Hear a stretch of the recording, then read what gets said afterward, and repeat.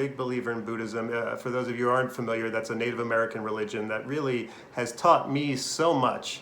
And really, that's where I always learned to say namaste, which, of course, if you don't know, is Japanese for hello, goodbye, and peace. And I'm also a believer in sound healing. I think sound healing is very important. I do my sound healing not with bowls, I do it with police and ambulance sirens. So I just put sirens on both sides of me.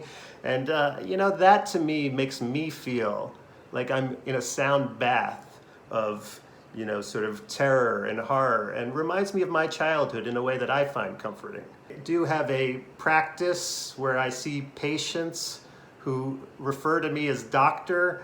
But I find that these titles are a very Western sort of way of dealing with things. And so I'm not a real believer in labels or, certification or the legal system. Those aren't things that I really go by in my practice. I also, of course, am a believer in essential oils, but I also believe strongly in inessential oils, which is why every night before I go to bed, I slather myself in WD-40 and Pennzoil.